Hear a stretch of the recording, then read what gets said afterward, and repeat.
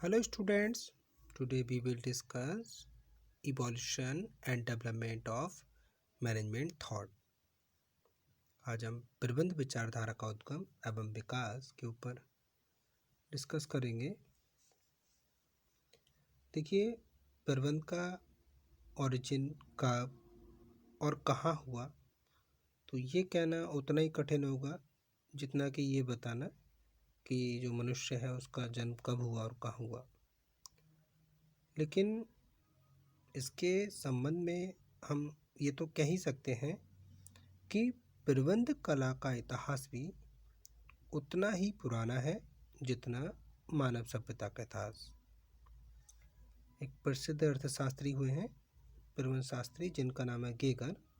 तो उन्होंने अपने शब्दों में बताया कि प्रबंध के विकास की कहानी आवश्यकीय तौर पर मानव के विकास की कहानी है। प्रबंध का आधुनिक दृष्टिकोण अगर देखें तो प्राचीन दृष्टिकोण से बहुत डिफरेंट है, क्योंकि प्राचीन काल में प्रबंध संगठन का ही एक पार्ट माना जाता था।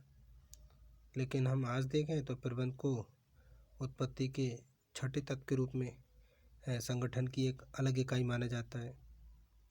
तो इसलिए प्रबंध विचारधारा के इतिहास को अध्ययन की दृष्टि से 3 शीर्षकों में बांटा गया है, जैसे management during ancient time, management in middle age, management in modern industrial as.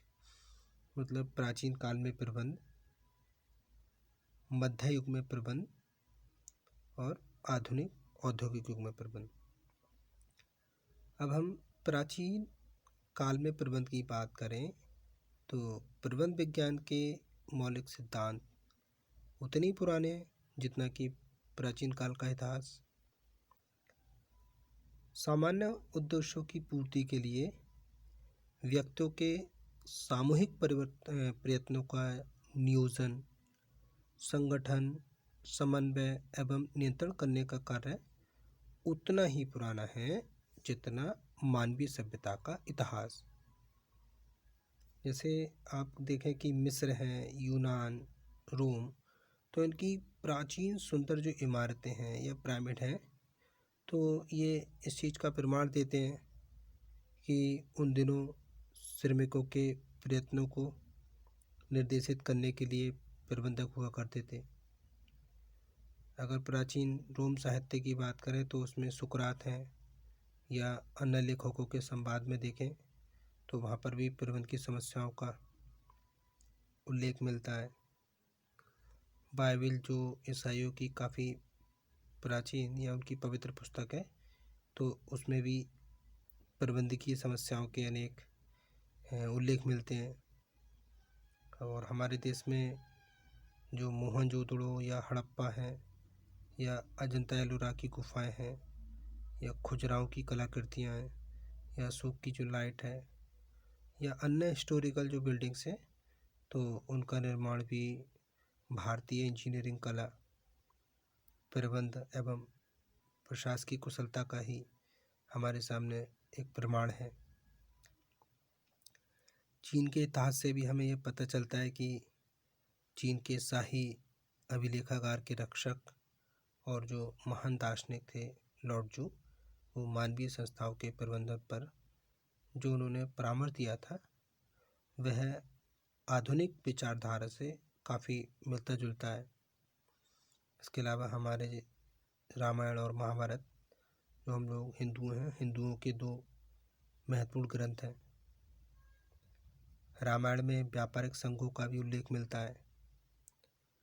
तो इस संपूर्ण ग्रंथ में तत्कालीन समाज के जो क्रियाकलाप थे, यातायात था, संचार था, युद्ध विज्ञान था, अस्त्र शस्त्र विज्ञान था, चिकित्सा को ले लीजिए, तो इनमें काफ़ी ऐसे दृष्टांत मिलते हैं जिससे हम फोरकास्ट कर सकते हैं, अनुमान लगा सकते हैं कि जो उस समय का समाज था या लोगों को भी प्रबंध की ज्ञान था। अगर कौटिल्य की पुस्तक देखें अर्थशास्त्र, जो आज से लगभग 2000 वर्ष पहले लिखी गई थी, तो उसमें न केवल राजनीतिक व्यवस्था के लिए विभिन्न पहलुओं पर प्रकाश डाला गया, बल्कि प्रबंध की भी विभिन्न समस्याएं और उनके क्या क्या सलूशन हो सकते हैं उस पर प्रकाश डाला गया। प्राय इसी काल में जो यूनानी लोग थे वो श्रम विभाजन व दक्षता हस्तांतरण जैसी प्रबंध तकनीकों से भी अच्छी तरीके से परिचित थे। तो हम कह सकते हैं कि प्राचीन काल में प्रबंध के सिद्धांतों एवं कार्यों के लिए जो शब्दावली यूज की जाती थी वो आज के शब्दावली से देखें वर्तमान की तो काफ़ी बहुत ज़्यादा भिन्न थी। लेकिन जो आधारभूत सिद्धांत है अगर उसका सार देखें तो जैसा वर्तमान में वैसे प्राचीन काल में था। तो हमने यहाँ पर देखा कि प्राचीन काल में प्रबंध का क्या सिद्धांत था। अब हम बात करते हैं मध्य युग की, मैनेजमेंट इन मिडिल एजेस, मध्य युग में प्रबंध की बात। तो देखिए इस युग को औद्योगिक प्रबंध का आदिकाल माना जाता है, क्योंकि इससे पहले औद्योगिक प्रबंध का कोई अलग से अस्तित्व ही नहीं था। औद्योगिक प्रबंध के सिद्धांत सभ्यता की प्रगति के साथ ही जैसे जैसे सभ्यता की प्रगति हुई वैसे औद्योगिक प्रबंध के सिद्धांत भी विकसित हुए। इस युग में ही औद्योगिक व व्यापारिक नगर, मेले, प्रदर्शनी, बाजारों का डेवलपमेंट हुआ है। मध्यकालीन औद्योगिक प्रणाली के इतिहास में जो ग्रिड प्रणाली का विशेष उल्लेख मिलता है। सर्वश्री हेमंड के शब्दों में कि इंग्लैंड, फ्रांस और इटली के बीच युग के औद्योगिक प्रबंध का इतिहास वास्तव में उन्हीं गिल्डों का इतिहास है। 12वीं और 13वीं शताब्दी में प्रायः सभी नगरों का जीवन व्यापारिक गिल्डों द्वारा संचालित होता था। व्यापारिक गिल्ड का मतलब होता है विभिन्न व्यवसाय में लगे हुए लोग और कारीगरों की संख्या को गिल्ड कहते हैं। प्रबंध की स्थिति में महत्वपूर्ण परिवर्तन जो हुए जो अधिकतर 13वीं शताब्दी में हुए, जब व्यापारिक गिल्डों का पतन होना शुरू हुआ और इनके जगह पर कारीगरों के गिल्ड बनने लगे। इस गिल्ड की मेंबरशिप के लिए हर व्यक्ति के लिए नहीं मिल सकती थी, बल्कि ये उन्हीं को मिलती थी जो केवल इसके मेंबर हुआ करते थे, ये जो खुद कारीगर होते थे। दूसरे इनमें केवल एक ही पेशे के कारीगर शामिल हो सकते थे। तो इस प्रकार विशिष्टीकरण का उद्गम हुआ। गिल्ड का सदस्य बिना कोई भी व्यक्ति स्वतंत्र रूप से अपना कोई बिजनेस नहीं कर सकता था। तो ये बात है मैनेजमेंट इन मिडिल एजेस की बात। हम समझते हैं management in modern industrial ages, आधुनिक औद्योगिक युग में प्रबंध के बारे में। तो देखिए 18वीं शताब्दी के अंत में और 19वीं शताब्दी के स्टार्टिंग में इंग्लैंड के उद्योगों में काफ़ी चेंजेस हुए, काफ़ी परिवर्तन हुए। इन परिवर्तनों की श्रृंखला को औद्योगिक क्रांति के नाम से पुकारा जाने लगा। इस क्रांति के फलस्वरूप परंपरागत औद्योगिक पद्धति और व्यवसाय संगठन में भी महत्वपूर्ण परिवर्तन हुए। जैसे हाथ की जगह यंत्रों से काम होने लगा। जो काम घर में होते थे अब उनकी जगह कारखानों में काम होने लगा। इसके अलावा औद्योगिक इकाइयों के स्वरूप में वृद्धि हुई। उत्पादन की उन्नत तकनीकी का यूज होने लगा। श्रम विभाजन, विशिष्टीकरण और परिमापीकरण की भी तकनीकों का विकास हुआ।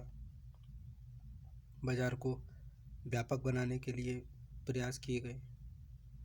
प्रबंध और स्वामित्व में भेद और बड़े स्तर पर उत्पादन किया जाने लगा। नोल्स के अनुसार देखें तो उस समय हुई औद्योगिक क्रांति में 6 बड़े परिवर्तन हुए थे जो आपस में किसी न किसी से आधारित थे। तो उन्होंने बताया जैसे इंजीनियरिंग का विकास, लौह एवं इस्पात के उत्पादन में वृद्धि, वस्त्र उद्योग में स्टीम पावर का प्रयोग, रासायनिक उद्योगों का उदय, कोयला खनिज उद्योग का विकास, परिवर्तन एवं संचार के साधनों में क्रांति। औद्योगिक क्रांति के परिणामस्वरूप बड़े पैमाने पर उत्पादन के लिए विशाल पूंजी और इसके प्रबंध के लिए विशाल संगठन की आवश्यकता ने संयुक्त पूंजी वाली कंपनी को जन्म दिया। मतलब जो कई कंपनियां मिलकर एक पूंजी को एक कंपनी को चलाती थी, तो इस तरह की पूंजी कंपनी को जन्म दिया। औद्योगिक साहसी की आवश्यकता ने पूंजीपतियों का एक नया ही वर्ग पैदा कर दिया, जो अपने अतुल्य धन की मदद से उद्योग की जो समस्त आधारभूत वस्तुएं थीं, जैसे मानव, माल, मशीन, इनको खरीदने लगा। तो इस प्रकार उद्योग के आकार में भी वृद्धि हुई और व्यवसाय का प्रशासन एक महत्वपूर्ण विषय बन गया। व्यावसायिक संगठन का स्वरूप ही एकल स्वामित्व से संयुक्त स्कंध कंपनियों के रूप में बदल गया। तो मतलब जैसे पहले सोल ट्रेडर हुआ करते थे, एकाकी व्यापारी, या उनसे पार्टनरशिप के रूप में हम कह सकते हैं, या एकल व्यापारी से कह सकते हैं कि संयुक्त कंपनी के रूप में बदला। संयुक्त स्कंध कंपनियों के सीमित दायित्व के सिद्धांत ने संगठन के इस रूप को और भी अधिक पॉपुलर कर दिया। इस विशाल संगठन के मार्गदर्शन के लिए कुशल प्रबंध विशेषज्ञों व प्रबंध के नए नए आयामों की आवश्यकता महसूस हुई, जिससे वर्तमान प्रबंध व्यवस्था लाइट में आई। धीरे धीरे प्रबंध पूंजी से अलग होकर एक निश्चित व्यवस्था के रूप में डेवलप्ड होने लगा। आजकल व्यवसाय, प्रशासन एवं प्रबंध उद्योग को निर्देशित करने वाली शक्ति के रूप में सामने आया है और अब धीरे धीरे ये पेशा बनता जा रहा है। तो आज की वीडियो के लिए इतना ही। Thank you very much students.